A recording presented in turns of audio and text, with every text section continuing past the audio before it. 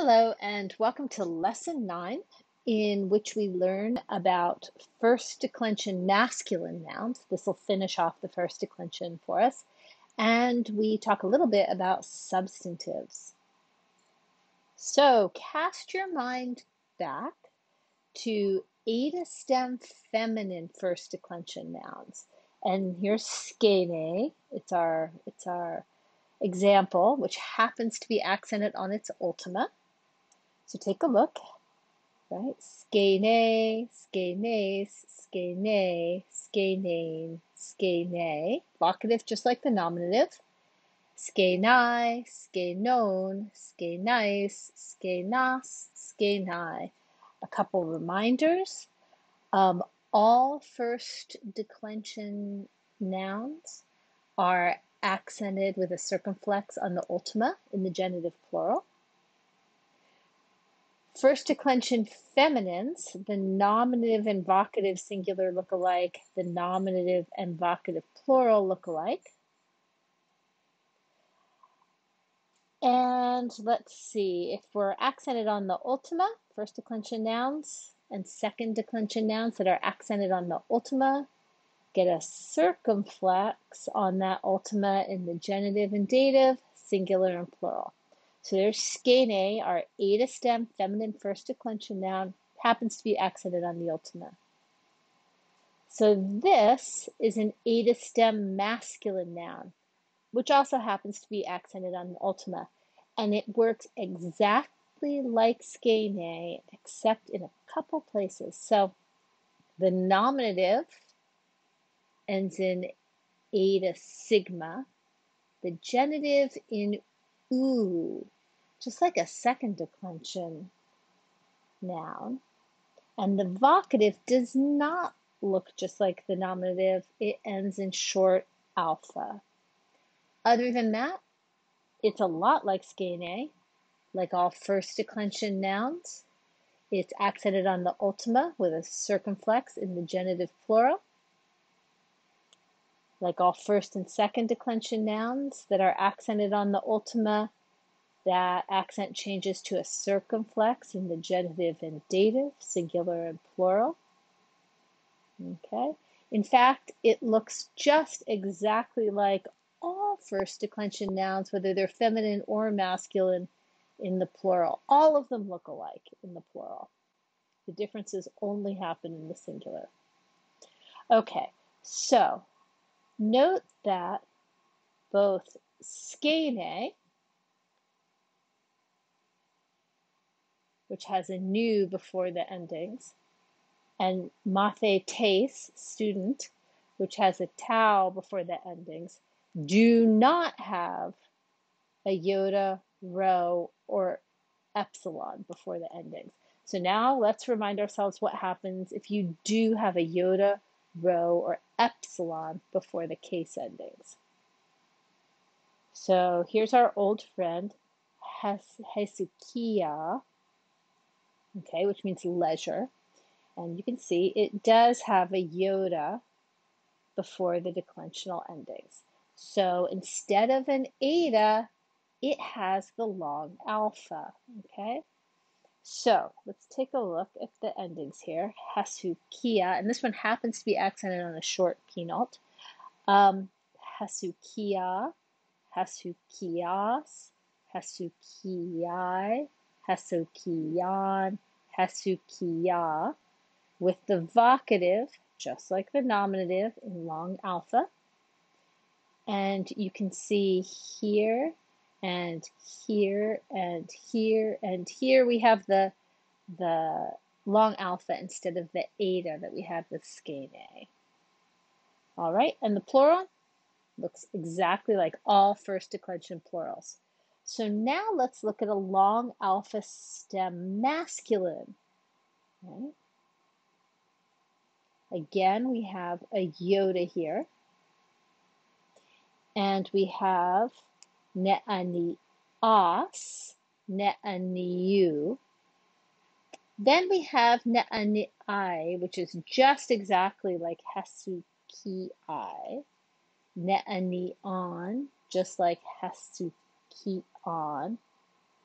And the vocative ne'ani'a, which is just like the vocative hesuki'a, but which is not exactly like the nominative singular.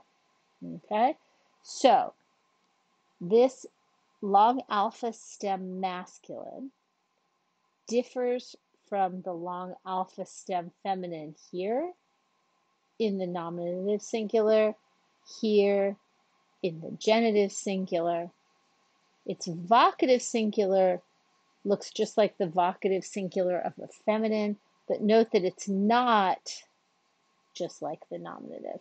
And again, the plural, exactly like all first declension plurals, whether they're feminine or masculine, whether they're eta stem, long alpha stem, or short alpha stem.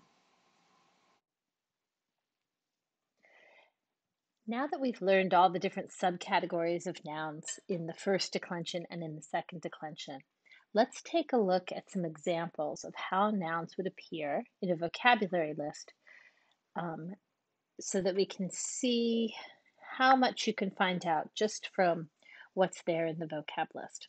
So we'll start with epistoles, he, means letter. You can see that it's feminine and that it is a first declension eta stem. Okay, you could compare this one, kara karas, he, means joy, which is feminine and it's a long alpha stem. Okay, because see, it has that iota, rho, or epsilon before the case endings, and that's why it's a long alpha stem. But epistole, which doesn't have a iota, rho, or epsilon before the case endings, is an eta stem. Okay, so back to epistole is a feminine first declension eta stem, but despotes, despotu, ha, is a masculine first declension eta stem, whereas ne'ani'as, needs an accent right there, ne'ani'as, ne'ani'u, ha, is a masculine first declension long alpha stem, because look, it's got that iota, rho, or epsilon there, okay, just like kara. Don't forget that in the first declension, there are some feminines with short alpha stems, like therapina, therapines, he. So it's a feminine short alpha, but because it doesn't have a iota, rho, or epsilon before the case endings, it's got the eta there in the genitive.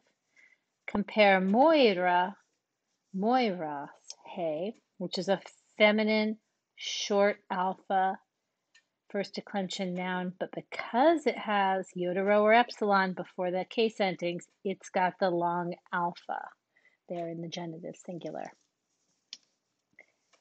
The second declension is simpler. You've got this one, bios, bi'u, ha, so it's a masculine second declension noun. Compare, whoops, this is missing an accent too. Compare hodos, horu, he, so that's a feminine second declension noun. Okay, the feminine second declension nouns work exactly like the masculine second declension nouns. Finally, teknon, teknu, to, so that's a neuter second declension noun. Okay, so that's all the different varieties of nouns that we know. This is how they'll appear in a vocab list, and if you look carefully at what the vocab list gives you, you'll be able to tell how they work. Next, let's look at how first, second declension adjectives are presented in a vocab list. We've already seen ones that work like kakos, kake, kakon. It takes second declension endings in the masculine and in the neuter, first declension endings in the feminine. Compare eleutheros, eleuthera, eleutheron, which means free. It also takes second declension endings in the masculine and neuter, first declension endings in the feminine, but because it has iota, rho, or epsilon before the endings, it has the long alpha here as opposed to the eta here. Okay, one more kind though. Now in this lesson, we're going to start seeing ones that look like this: anaxios, anaxion. So second declension endings, where's the feminine? Well, this is a compound adjective, and a really common kind of compound adjective too. So we remember our old friend axios, axia, axion, right? That's a first, second declension adjective that means like worthy. Okay, so anaxios is a compound of that. It's an alpha privative that means without, like in the English, I don't know, amoral, without morals, or apolitical, not political. That's called an alpha privative. The priv there is like deprive. So it's an alpha privative plus axios, and a new in there to avoid hiatus. So anaxios means not worthy. And because it's a compound, it doesn't have a separate set of endings for the feminine. You just use these masculine endings for the masculine and feminine, and then a separate set of endings for the neuter. So masculine and feminine, neuter. One more thing in this lesson, and we're just going to talk about it a little bit: substantives, when you use an adjective like a noun, okay? And often they're going to have an article with them. So first example, hokekos. You can see it's nominative and masculine and singular, and it means the bad guy, okay? And that could be the subject of a verb or a predicate substantive, okay? Now let's look at this one, te agathe. Well, that's dative feminine singular. Maybe it's an indirect object, right? I send a horse to the good woman, okay? Now here's one, ente agorai. That's a prepositional phrase in the agora. So hoi ente agorai means the guys in the agora. So you could make a whole sentence out of this by adding in, for example,